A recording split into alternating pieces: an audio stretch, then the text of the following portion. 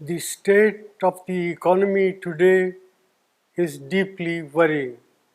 The last quarter's GDP growth rate of 5% signals that we are in the midst of a prolonged slowdown.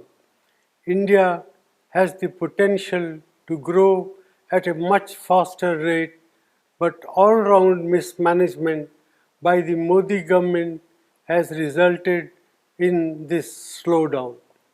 It is particularly distressing that the manufacturing sector's growth is tottering at 0.6%.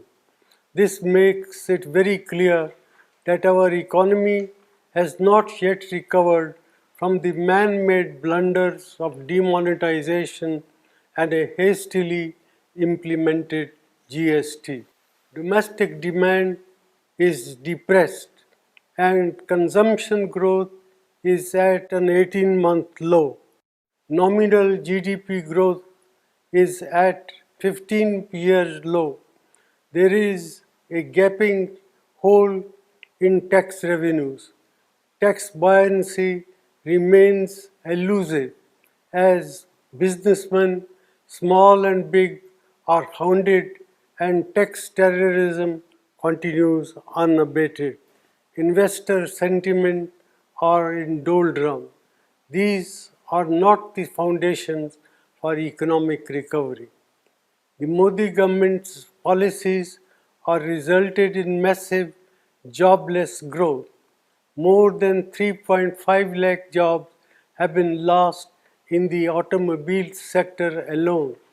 There will similarly be large-scale job losses in the informal sector, hurting our most vulnerable workers.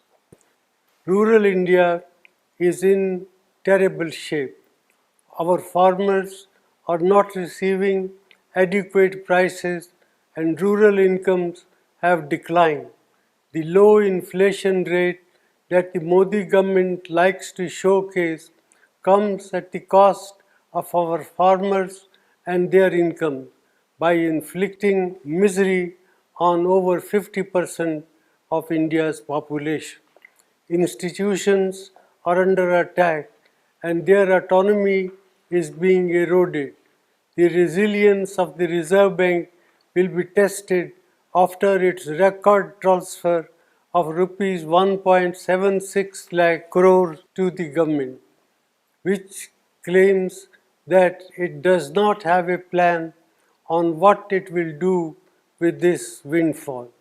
In addition, the credibility of India's data has come under question under this government. Budget announcements and rollbacks have shaken the confidence of international investors.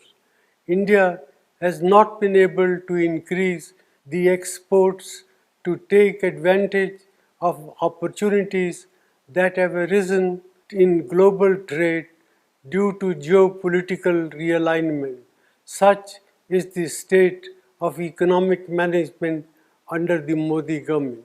Our youth, our farmers and our farm workers, entrepreneurs and the marginalized sections deserve better. India cannot afford to continue down this path. Therefore, I urge the government to put aside vendetta politics and reach out to all sane voices and thinking mind to steer our economy out of this man-made crisis.